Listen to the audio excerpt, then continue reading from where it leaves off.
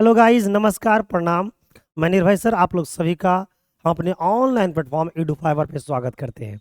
जोहार साथियों, जल्दी जल्दी से सारे लोग लाइव आ जाइए। आप लोग को पता है कि झारखंड सीजीएल का जो एग्ज़ाम है वो जनवरी में होगी आप लोगों का। और ऐसे में साइंस का 20 क्वेश्चन आने वाली है झारखंड सीजीएल में। और वो क्वेश्चन जो होगा वो काफ़ी इंपॉर्टेंट होगी। और साइंस का जो टेस्ट सीरीज प्रैक्टिस सेट जो भी आप बोल सकते हो, वो कितने नंबर लेकर आया हूँ आपके लिए? 59 नंबर लेकर आया हूँ। और इसमें हम देखने वाले हैं साइंस का प्रीवियस ईयर क्वेश्चन, कि अभी तक झारखंड में जितने भी एग्जाम हुए हैं उसमें साइंस के क्वेश्चन को किस किस रूपों में पूछा गया है। एक एक चीज के हम लोग बारीकियों से क्या करने वाले हैं, अध्ययन करने वाले हैं।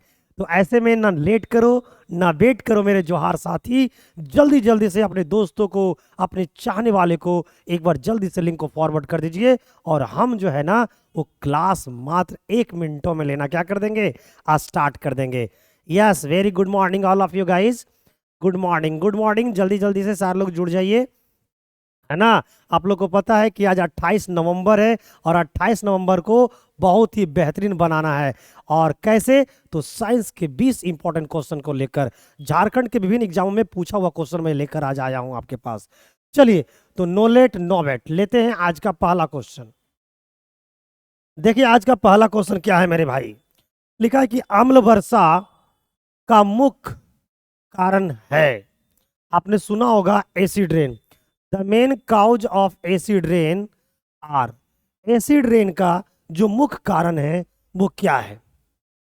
ऑप्शन है SO2, NH4, CH4 या उपरोक्त में से सभी, ऑल ऑफ द एबव या ऑल ऑफ दिस।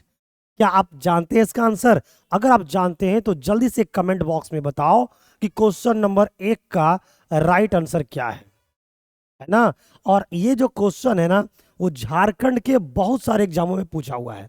और सोच लो कितना इंपॉर्टेंट क्वेश्चन है। आप तो न लेट कीजिए न वेट कीजिए। अगर आप इस क्वेश्चन का आंसर नहीं दे पा रहे हो, इसका मतलब है कि आपकी साइंस की जो तैयारी है वो बढ़िया नहीं है।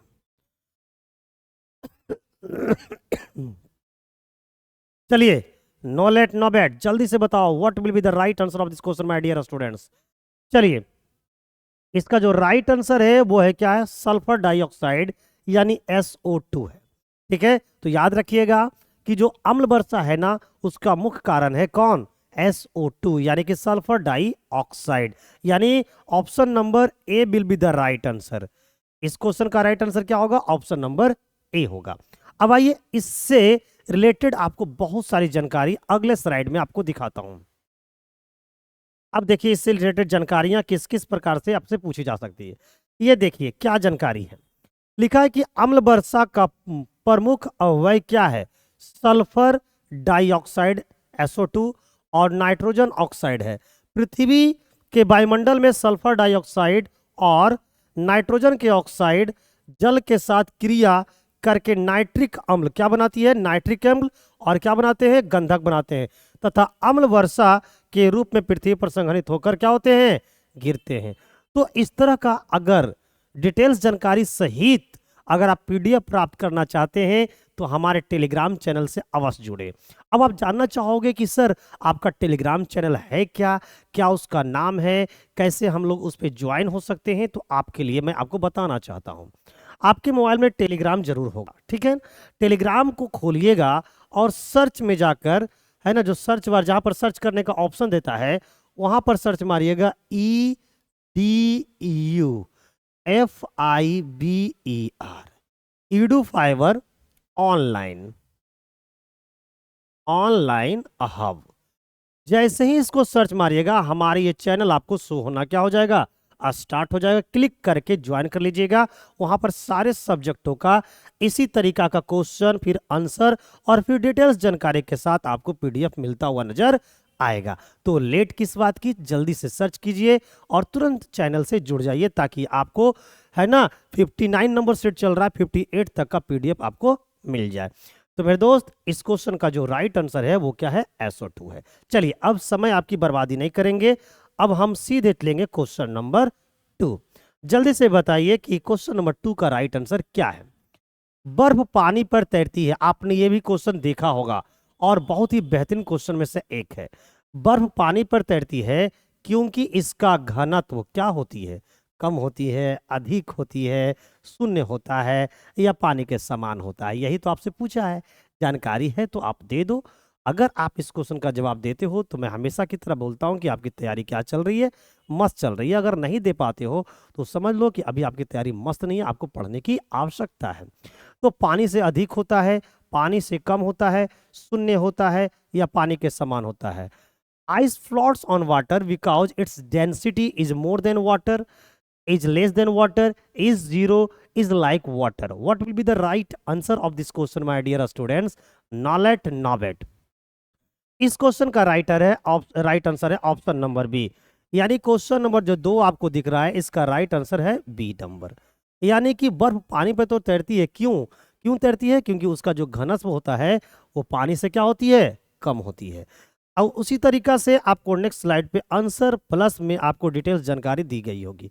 देखिए ये आंसर हो गई और ये रहा डिटेल्स जानकारी, तो अवश्य पढ़ ले मेरे दोस्त, है ना। पीडीएफ को डाउनलोड करके रात में सोने से पहले एक बार जरूर पढ़ लेना, ताकि आपको एक बार और रिवाइज हो जाए, ठीक है। चलते लेते हैं क्वेश्चन नंबर 3। लिखा कि इनमें से कौन सा रक्त के जमने के लिए आवश्यक खनिज है। खनिज पूछा है, मिनरल्स। अगर आपसे विटामिन पूछता तो क्या आंसर देते? अगर यहां पर विटामिन पूछा जाता, क्या पूछा जाता है मेरे दोस्त? विटामिन। विटामिन पूछता तो क्या आंसर देते? तो विटामिन क्या है उसका नाम? के, जो रक्त को जमाने का काम करता है। अच्छा, उसके बाद अगर प्रोटीन पूछता तो हमारा आंसर होता फाइब्रिनोजन। फाइब्रिनोजन, ठीक है। लेकिन हमसे ना विटामिन पूछा है ना ही प्रोटीन पूछा है, वो पूछा क्या है? खनिज लवण। तो ऐसा कौन सा खनिज लवण है जो हमारे रक्त को जमाने में काम करता है, ये आपको बताना है। 4 ऑप्शन आपके पास अवेलेबल है।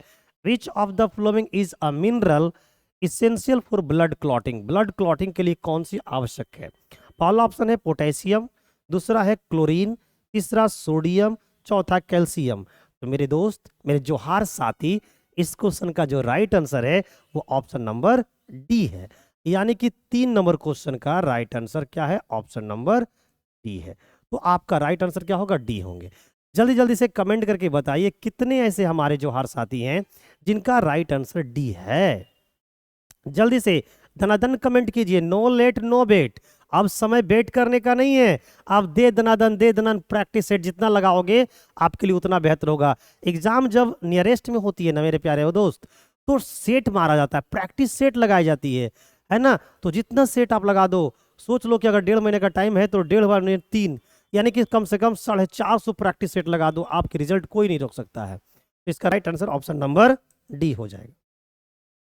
देखिए ये रहा आंसर और ये इसकी डिटेल्स जानकारी, जिसे आप पीडीएफ को प्राप्त करके पढ़ सकते हैं। क्वेश्चन नंबर 4 लिखा है कि एक पौधे में इनमें से क्या एक चीज बीज में परिवर्तित होता है, यानी कि बीज में चेंज हो जाता है, यानी कि सीड में चेंज होता है। ठीक है, in a plant which one of the flowing is converted into a seeds. भाई ये 4 ऑप्शन है, इनमें से कौन सा ऐसा जो चीज है वो सीड में कन्वर्ट हो जाता है, यानी कि बीज में कन्वर्ट होता है। लिखा है कि अस्टिग्मा, ओवरी, है ना, वर्तिकाग्र है, वर्तिका है, अस्टिग्मा 2 जगह लिख दिया है, और ओव्यूल क्या है। तो देखिए हमें बीज में परिवर्तन करने बोला है, बीज में, यानी कि बीज में। देखो हम लोग जो फल खाते हैं ना, फल फ्रूट्स जो खाते हैं, वो पेड़ पौधे की जो होती है वो अंडाशय होती है, यानी कि ओवरी होता है। तो अंडाशय जो होती है ना वो फल में कन्वर्ट होती है। लेकिन जो ओव्यूल होता है, जो बीजांड होता है ना, वो किस में कन्वर्ट होती है? बीज में कन्वर्ट होती है। तो यहाँ पर बीज में कन्वर्ट होने की बात बोली जा रही है। तो इस क्वेश्चन का राइट आंसर ऑप्शन नंबर क्या हो जाएंगे? डी हो जाएंगे। ऑप्शन नंबर क्या हो जाएंगे? डी हो जाएंगे प्यारे मित्र। क्या आपका भी आंसर ऑप्शन नंबर डी है क्या? क्या है? जल्दी से कमेंट करो, मुझे बहुत बेहद खुशी होगी। जल्दी से बताइए क्या आपका भी आंसर ऑप्शन नंबर डी था क्या? अच्छा हाँ, ये 20 क्वेश्चन का मैं प्रैक्टिस सेट लगाया हूँ और लेकर आया हूँ, और जैसे ही 20 नंबर क्वेश्चन कंप्लीट हो जाएगी ना, तो आप लोग अपना अपना रिव्यू दे देना कि आपने 20 क्वेश्चन में कितने क्वेश्चन का जवाब दे पाया। उससे मुझे ये पता चल पाएगा कि आपकी स्किल स्कोर क्या है। ठीक है, चलिए तो क्वेश्चन नंबर 4 का हो जाएगा डी नंबर आंसर। चलिए लेते हैं क्वेश्चन नंबर 5। देखिए ये आपका आंसर हो गया डी, और ये इसकी डिटेल्स जानकारी जिसे आपको पढ़ने की आवश्यकता है। क्या लिखा है? निषेचन के पश्चात जो अंडाशय होती है, अंडाशय किस में कन्वर्ट होती है? फल में, है जिससे हम लोग क्या बोलते हैं? ओवरी। और जो बीजांड होती है वो किस में कन्वर्ट होती है? बीज में कन्वर्ट होता है। अंडाशय भीति, ओवरी बॉल फल भीति में क्रमशः परिवर्तित हो जाते हैं। तो ये इस तरह से कंटिन्यूअस ये चलता रहता है। नेक्स्ट लेंगे क्वेश्चन नंबर हम लोग 5। क्वेश्चन नंबर 5 में पूछा है कि CFC का पूरा नाम क्या है। देखिए ये क्वेश्चन बहुत ही छोटा है, लेकिन ना जाने कितने एग्जामों का पूछा हुआ क्वेश्चन है ना। अगर आप प्रैक्टिस सेट लगाते होंगे तो आपको भी ये क्वेश्चन कितने बार मिल चुकी होगी अब तक, ठीक है। लेकिन इंपॉर्टेंट क्वेश्चन में से एक है, इसे पढ़ना हम लोग को क्या है? जरूरी। CFC का पूरा नाम क्या है? What is the full name of CFC? Chlorofluorocarbon, chlorofluorocarbide, है ना, chlorine fluorine carbide, carbon dioxide, carbofluor chloride. What will be the right answer? जल्दी से कमेंट कीजिए और बताइए कि क्वेश्चन नंबर 5 का राइट आंसर क्या है। नॉलेट, नोवेट, जल्दी से बताओ मेरे नौजवान साथी, बताओ जल्दी से मेरे जोहार साथी, जल्दी से बताइए क्वेश्चन नंबर 5 का राइट आंसर क्या होगा। बहुत सारे लोग आंसर कर भी रहे हैं सही, बहुत बढ़िया। Good morning all of you guys, good morning, good morning. बहुत सारे हमारे मित्र लिख रहे हैं sir good morning. Yes, very good morning all of you guys. जल्दी से बताइए क्वेश्चन नंबर 5 का राइट आंसर क्या है। तो क्वेश्चन नंबर 5 का जो राइट आंसर है वो ऑप्शन नंबर ए है, यानी कि क्लोरोफ्लोरो हम लोग कार्बन बोलते हैं CFC के फुल फॉर्म को, ठीक है। ये देखिए राइट आंसर हमारा क्या है? ऑप्शन नंबर ए, और ये इसकी डिटेल्स जानकारी है। अगर आपसे ये पूछा जाए कि क्लोरोफ्लोरोकार्बन का उपयोग कहाँ करते हैं, इसके देखिए तथा इसका उपयोग हम लोग AC तथा रेफ्रिजरेटर में व्यापक रूप से करते हैं। कहाँ करते हैं? AC में करते हैं, रेफ्रिजरेटर में करते हैं। बहुत ही एक हाई लेवल पर इसका इस्तेमाल होती है AC और रेफ्रिजरेटर में, ठीक है। क्वेश्चन नंबर 6 लिखा है कि धरती की सतह पर मापे जाने वाले एक वस्तु 60 न्यूटन वजन की होती है। अगर आप उसकी धरती की सतह पर उसको आप क्या करते हैं? मापते हो, तो उसकी वजन जो होती है वो 60 न्यूटन का होता है। तो बोलता है कि चंद्रमा की सतह पर इसका वजन क्या होगा। ये बहुत ही बेहतरीन क्वेश्चन में से एक है। An object weights 60 newton when measured on the surface of the earth, this will be its weights on the surface of the moon. Moon पर क्या होगी इसकी वजन? तो जो भार होती है ना, वो पृथ्वी पर जो वजन है उसका 1/6 होता है चंद्रमा पर वजन। यानी जो मून पर जो वेट होगी, जो मून पर क्या होगी? वेट होगी, वो अर्थ सरफेस का, है ना, अर्थ पे जो वेट होगा उसका 1/6 होगा। तो अर्थ पर वेट कितना है? 60 न्यूटन। तो इसका 1/6 करेंगे तो आ जाएगा कितने? 10 न्यूटन। तो भाई उसकी जो वजन होगी वो 10 न्यूटन होगी। यानी ऑप्शन नंबर जो है एक क्या है? एकदम करेक्ट आंसर में से एक है। तो क्या आपको इसका जवाब पता था? तो पता है तो जल्दी से कमेंट बॉक्स में बता दीजिए कि क्वेश्चन नंबर 6 का राइट आंसर क्या है। ना लेट कीजिए ना ही वेट कीजिए। चलिए क्वेश्चन नंबर लेंगे हम लोग 7। लिखा है कि भू पर पट्टी में पाए जाने वाला दूसरा सर्वाधिक प्रचुर तत्व कौन सा है? Which is the second most abundant element found in the earth crust. पृथ्वी के सरफेस पे दूसरी सर्वाधिक प्रचुर मात्रा में पाए जाने वाले जो तत्व हैं वो कौन सा है, ये आपसे पूछा गया है। पहले बताओ, दूसरी पूछा है। अगर मैं आपसे पहला पूछता कि पृथ्वी के सतह पर सबसे ज्यादा मात्रा में पाए जाने वाले तत्व का नाम बताइए तो क्या होगा। तो अगर पहला पूछता तो आपका आंसर होता ऑक्सीजन। लेकिन हमसे पूछा है दूसरा, तो दूसरे नंबर पे जो आता है वो आता है सिलिकॉन। सिलिकॉन आता है मेरे दोस्त। तो भाई एल्युमिनियम बिल्कुल गलत है, सिलिकॉन बिल्कुल सही है। यानी कि राइट आंसर क्या होगा हमारा? Option number D. क्या हो जाएंगे? Option number B. क्या बी। चलिए ये देखिए राइट आंसर क्या हमारा? Option number B. अब यहां पर देख लो क्या है। भू पर पट्टी में पाए जाने वाला दूसरा सर्वाधिक प्रचुर तत्व जो है वो सिलिकॉन है। क्या है मेरे दोस्त? सिलिकॉन है। ऑक्सीजन भूप्रपट्टी में पाए जाने वाला मतलब सर्वाधिक प्रचुर तत्व है। एल्युमिनियम की परसेंटेज है 8.13, लोहा जो है 5% पाया जाता है। दूसरे नंबर पे सिलिकॉन आते हैं और पहले नंबर पे सबसे ज़्यादा पाए जाने वाले जो तत्व हैं उनका नाम है ऑक्सीजन। तो पहला नंबर का पूछता तो हमारा जवाब ऑक्सीजन था, लेकिन पहला नहीं छोड़ दूसरा पूछ दिया। क्वेश्चन नंबर 8, चावल के खेतों में मिट्टी की उर्वरता को डॉट डॉट डॉट द्वारा बेहतर किया जा सकता है। Soil fertility in rice fields can be improved by dot dot potassium chloride, नीले हरे शैवाल, जिप्सम या sodium chloride. What will be the right answer? कितने बेहतरीन क्वेश्चन में से एक है। इस क्वेश्चन में बहुत लोग फंसने वाले हो, और नहीं फंसोगे तो मैं ये समझूंगा आपकी तैयारी एकदम बेहतरीन हो चुकी है। तो जल्दी से बताइए कमेंट करके मुझे कि क्वेश्चन नंबर 8 का राइट आंसर क्या होना चाहिए। बताइए जल्दी से। चलिए, ना लेट कीजिए ना वेट कीजिए। देखो, लेट मत करना यार, कमेंट जानते हो तो दनादन दो, और नहीं तो स्किप करो। जल्दी से बताओ, है ना? आप लोग लेट कर देते हो। बोल तो बताओ, 20 क्वेश्चन लाया हूँ उसमें भी तुम लोग लेट करते हो। जल्दी से बताओ कि राइट आंसर क्या होगा। केवल good morning good morning good morning, yes good morning all of you guys.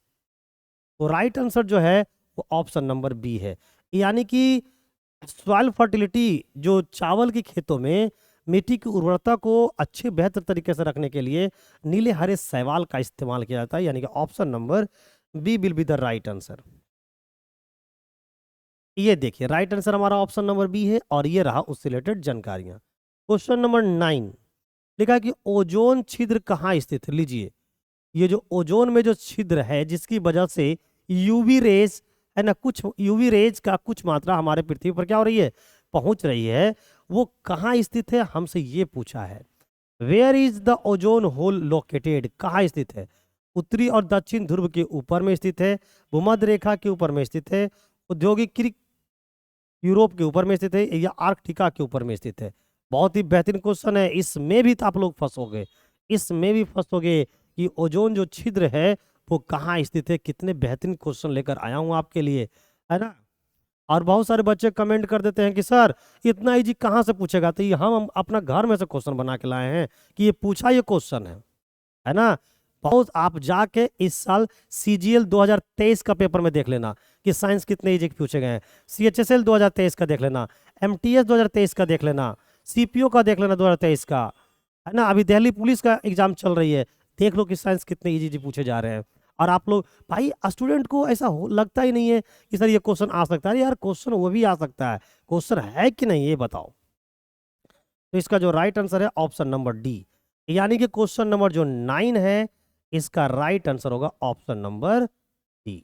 ठीक है, इस बात को याद रखना, यानी कि आर्कटिका के ऊपर में ओजोन छिद्र क्या है, लोकेटेड है। देखिए, ये आंसर हो गया हमारा, और ये इसकी रह गई क्या। देखो यहाँ पर क्या लिखा हुआ है, अतः ओजोन परत को पृथ्वी का सुरक्षा कवच कहते हैं। कौन सा कवच कहते हैं? सुरक्षा कवच कहा जाता है। ओजोन छिद्र आर्कटिका के ऊपर संताप मंडल में अत्यंत पतली एवं पारदर्शी परत के रूप में पाई जाती है। लोरे, कौन सा मंडल में? संताप मंडल में, अंटार्कटिका के ऊपर में पाई जाती है। नेक्स्ट क्वेश्चन नंबर 10 लिखा है कि यदि दो वस्तुओं के द्रव्यमान को 3 गुना, है ना, यदि दो वस्तुओं के द्रव्यमान को 3 गुना कर दिया जाए तो दोनों वस्तुओं के बीच की बल क्या होगा?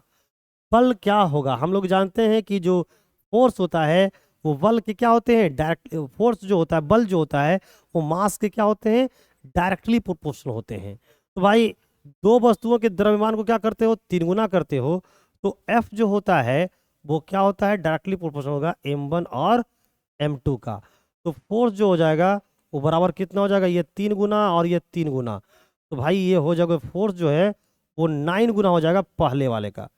पहले से पहले वाला का कितना गुना हो जाएगा, 9 गुना हो जाएगा। पहले वाले का कितना गुना हो जाएगा, 9 गुना हो जाएगा, जो कि हमारा ऑप्शन नंबर सी में डायरेक्ट दिख रहे हैं, है ना? तो पहले जो बल लग रही होगी और आज जो बल लग रही होगी वो कितना हो जाएगा, पहले का 9 गुना हो जाएगा, क्योंकि मास को आप क्या कर रहे हो, 3 गुना कर रहे हो।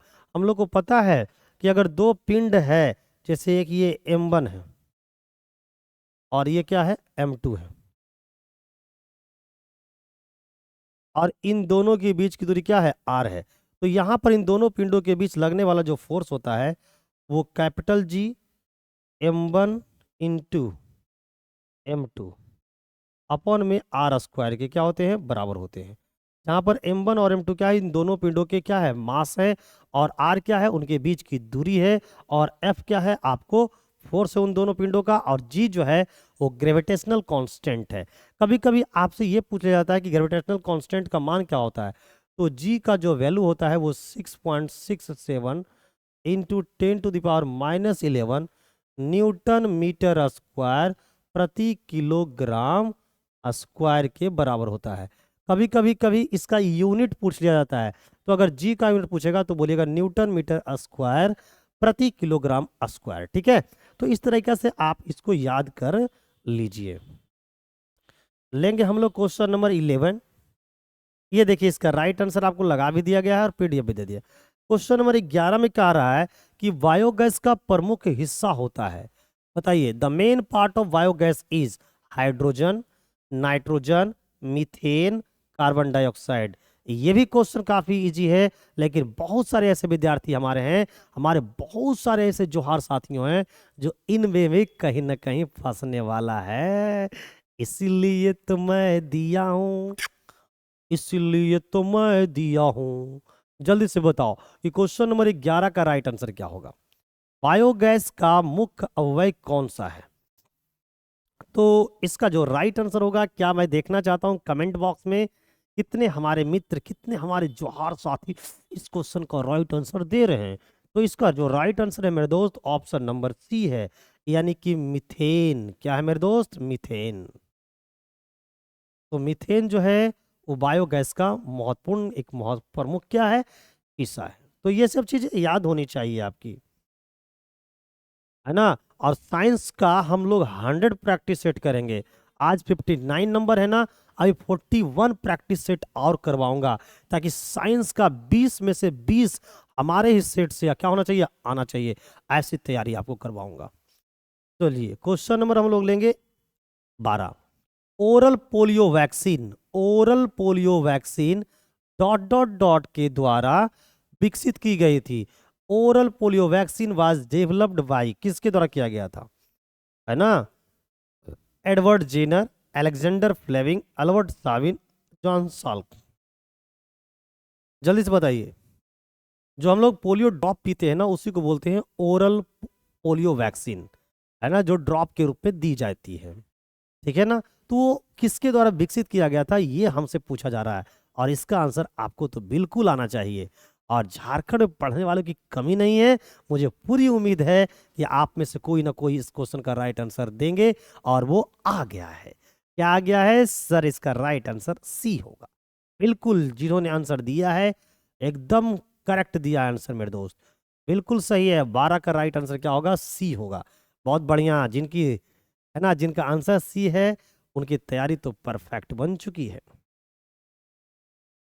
नेक्स्ट क्वेश्चन नंबर लेंगे हम लोग 13। ये देखिए, राइट आंसर आपको दे दिया गया है, देख लीजिए यहाँ पे। Oral polio vaccine Albert Sawin, है ना, के द्वारा 1961 में विकसित की गई थी। चेचक के टीके का आविष्कार एडवर्ड जेनर ने किया था। अगर आपसे पूछे कि चेचक के टीके का आविष्कार किसने किया था, तो आपका राइट आंसर होगा एडवर्ड जेनर ने। पेंसिलिन के आविष्कारक कौन थे? Alexander Fleming. अगर पेंसिलिन की खोज के बारे में पूछे तो आपका राइट आंसर होगा अलेक्जेंडर फ्लेमिंग। ठीक है ना। और स्कॉटलैंड के जीव एवं औषधि निर्माता थे। नेक्स्ट क्वेश्चन नंबर लेंगे 13। 13 में क्या बोल रहा है? 13 में हो जाएगा फेरा। कैसे? ऐसे, कहाँ, यहाँ, कब, अब। वायुमंडल के उच्च स्तरों पर स्थित ओजोन डॉट डॉट अणु पर कार्यरत यूवी विकिरण का एक उत्पाद है। Ozone located at high levels of the atmosphere is a product of UV radiation acting on dot dot molecules. Oxygen होगा इसका राइट आंसर, कार्बन मोनोऑक्साइड होंगे, कार्बन डाइऑक्साइड होंगे, या सल्फर डाइऑक्साइड होंगे। इसमें तो फंसोगे। इसमें तो फंस हो गए मेरे प्यारे मित्र, मेरे प्यारे जोहार साथी। क्या आपके पास इस क्वेश्चन का राइट आंसर है अवेलेबल? है तो ना लेट कीजिए ना वेट कीजिए, जल्दी से बताओ कि क्वेश्चन नंबर 13 का राइट आंसर क्या है। उच्च स्तरों पर स्थित ओजोन, ओजोन अणु पर कार्य करता है। किस पे काम करता है? तो ओजोन करता है ऑक्सीजन अणु पे कार्य करता है। तो 13 का जो राइट आंसर होगा वो ऑप्शन नंबर क्या हो जाएंगे? ए हो जाएंगे। तो इसका राइट आंसर हो जाएगा 13 का ए हो जाएंगे। ठीक है, जिनका जिनका राइट आंसर 13 का ए आ रहा है, बहुत बढ़िया, उनकी तैयारी मस्त और जबरदस्त चल रही है ना जोहार साथी। चलिए ये देखिए राइट आंसर ए रहा इसका, और ये इसकी डिटेल जानकारी आपके पास पीडीएफ के रूप में अवेलेबल करवा दिया हूं, जिसे आप हमारे टेलीग्राम चैनल पे ज्वाइन करके पीडीएफ को प्राप्त कर सकते हैं। क्वेश्चन नंबर 14 लिखा है, गुरुत्वाकर्षण का सार्वभौमिक नियम डॉट डॉट पर लागू होता है। किस पे लागू होता है? सूर्य और ग्रहों पे लागू होता है, पृथ्वी और सूर्य पे लागू होता है, पृथ्वी और चंद्रमा पे लागू होता है, वस्तुओं के किसी भी युग पे लागू होता है। किस पे काम करता है जी बताइए? तो भाई ये सभी जगहों पे काम करती है, इसलिए इस क्वेश्चन का right answer option number D होगा। ठीक है प्यारे मित्र, तो क्वेश्चन नंबर 14 का जो राइट आंसर है वो सीधे क्या हो जाएंगे? डी हो जाएंगे। आइए अब इसकी डिटेल जानकारी आपको हम दिखाते हैं। ये देखिए आपको सारा डिटेल जानकारी लगा दिया है। ठीक है, इसे जरूर पढ़िएगा आप। क्वेश्चन नंबर 15, तेल या वसा के क्षारीय हाइड्रोलिसिस की प्रक्रिया को डॉट डॉट जाना जाता है। कहता है the process of alkaline hydrolysis of oil और फैट इज नोन एज। संतृप्तिकरण बोलते हैं उसको, साबुनीकरण बोलते हैं उसके, उदासीकरण बोलते हैं उसको, या बहुलीकरण बोलते हैं उसको। तो बताइए तेल या वसा के क्षारीय हाइड्रोलाइसिस, हाइड्रोलिसिस, तेल या वसा के क्षारीय हाइड्रोलिसिस की प्रक्रिया को डॉट डॉट जाना जाता है। क्या जानते हैं भाई? उसे संतृप्तिकरण के नाम से जानते हैं, उसे साबुनीकरण के नाम से जानते हैं, उसे उदासीनीकरण के नाम से जानते हैं, उसे बहुलीकरण के नाम से रूप से जानते हैं। किससे जानते हैं? कमेंट बॉक्स में जल्दी से रिप्लाई कीजिए।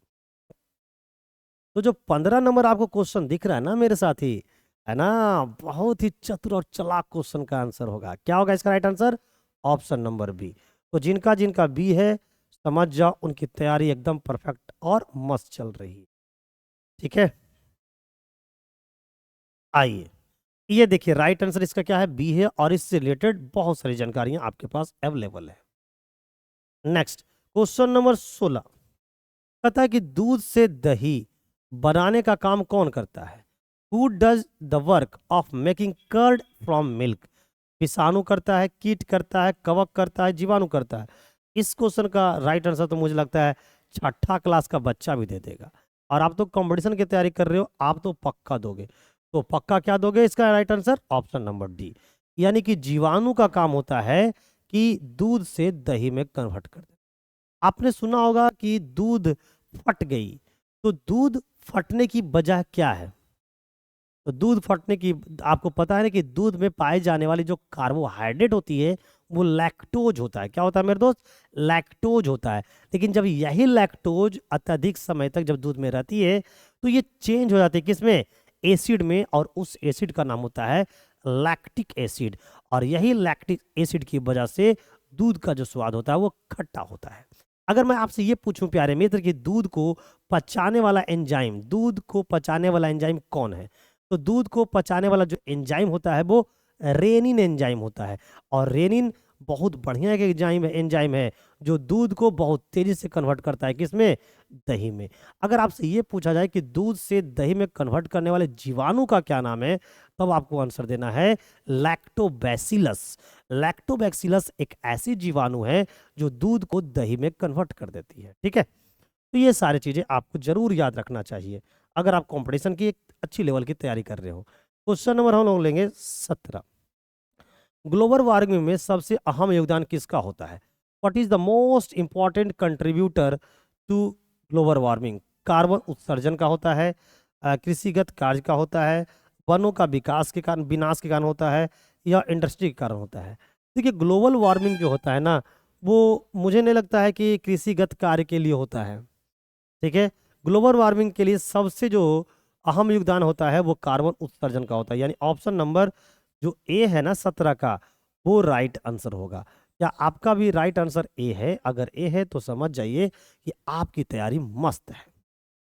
ठीक है, आइए अब इससे रिलेटेड भी कुछ देख लेते हैं। ये देखिए राइट आंसर क्या हो जाएगा, ऑप्शन नंबर ए। अब ये रहा इसकी बेहतरीन सा जानकारी। ग्लोबल वार्मिंग में सबसे अधिक योगदान कार्बन डाइऑक्साइड यानी कि कार्बन उत्सर्जन का है। ठीक है ना। वर्ष 1990 में वायुमंडल में CO2 की मात्रा 280 ppm थी, जो आज लगभग 480 ppm हो चुकी है। तो भाई ग्लोबल वार्मिंग का अर्थ क्या है? वैश्विक औसतन तापमान में क्या होना? वृद्धि होना, और वो होता है कार्बन के उत्सर्जन से।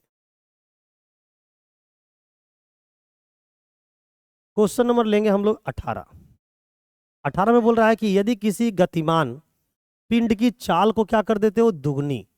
यानी कि कोई गतिमान पिंड था और उसकी चाल को आप क्या कर देते हो? डबल। तो डबल जब कर दोगे तो क्या होगा? If the speed of a moving body is double then उसकी स्थिति ऊर्जा दुगनी हो जाएगी। स्थिति ऊर्जा दुगनी हो जाएगी, ये बिल्कुल गलत है। कहता उसका तुरंत दुगना हो जाएगा, ये भी गलत है। कहता उसका संवेग दुगना हो जाएगा या उसकी गतिज ऊर्जा दुगनी हो जाएगी। उसकी गतिज ऊर्जा भी दुगनी नहीं हो जाएगी, बल्कि उसकी संवेग क्या हो जाएगी?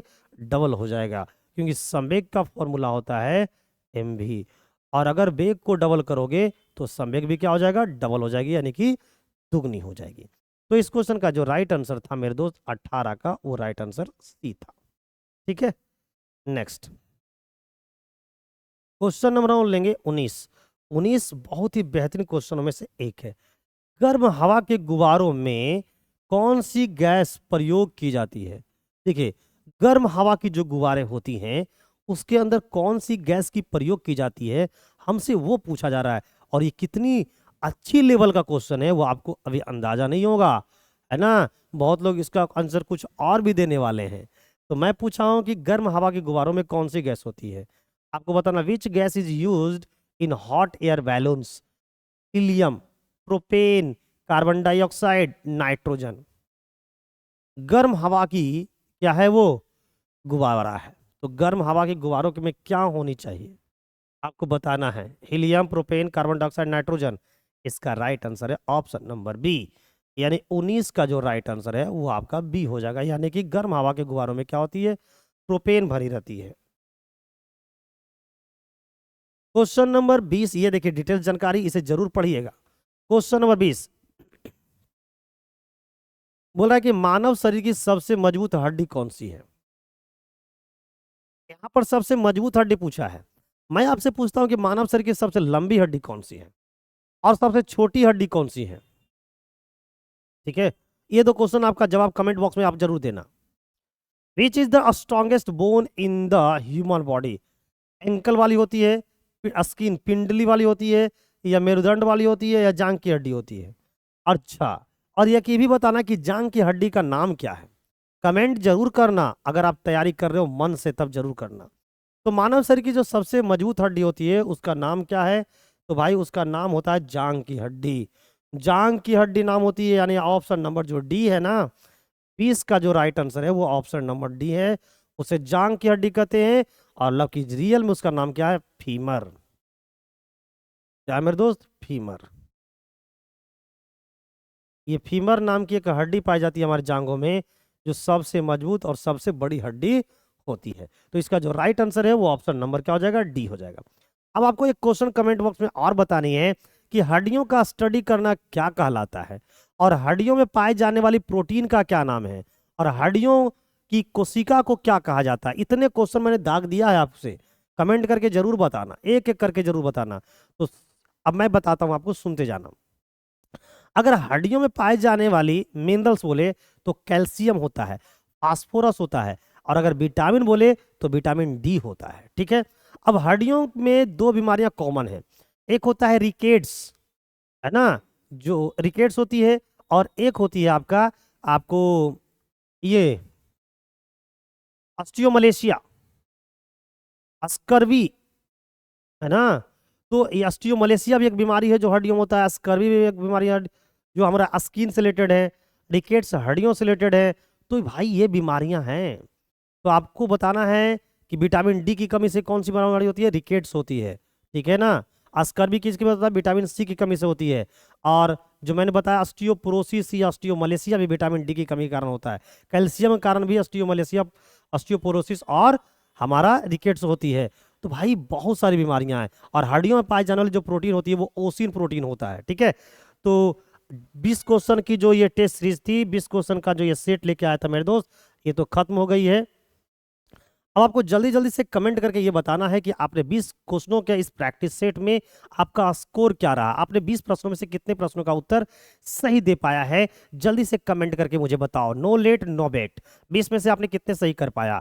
दूसरी ओर आप लोग वैसे मित्र, वैसे मेरे जो हर साथी जो हमारे चैनल पे पहली बार आए थे, वो उनकी काम क्या होगी, सबसे पहले क्लास को शुरू से अंत तक देखना, ताकि वो समझ पाए कि क्लास किस लेवल की चल रही है। और उसके बाद हम अगर हमारी क्लास आपको सेटिस्फाइड करवा पाती है तो चैनल को सब्सक्राइब कीजिए, बेल आइकन पे क्लिक कीजिए, ताकि आगे की क्लासों के नोटिफिकेशन आपको समय दर समय मिलता चला जाए। तो चलिए जल्दी जल्दी से कमेंट करके बताओ कि आपने 20 प्रश्नों के इस प्रैक्टिस सेट में कितने क्वेश्चनों का जवाब दे पाए। जिनका आंसर 18 प्लस है, 15 प्लस है, समझ जाओ उनकी तैयारी मस्त चल रही है, जबरदस्त चल रही है। तो नो लेट नो बैट, जल्दी से कमेंट करके बताओ कि आपने 20 प्रश्नों के कितने, 20 प्रश्नों के इस प्रैक्टिस सेट में कितने सवाल का जवाब सही दे पाया। चलिए बहुत बढ़िया, एकदम मस्त तैयारी चल रही है। एकदम इसी तरीका से हमारे साथ जुड़े रहिए। कल भी आपसे मिलेंगे, है ना, 29 तारीख को भी मिलेंगे, 30 तारीख को भी मिलेंगे। डेली मिलेंगे सुबह में 8 बजे साइंस को लेके, और रात में 8 बजे आपको मैथ को लेकर। और आज मैथ का बहुत ही बेहतरीन अंदाज में आपको देने वाला हूं जवाब। तो नो लेट नो बेट, रात 8 बजे जरूर जुड़े। थैंक यू, बाय बाय, मिलते हैं अगली क्लास में।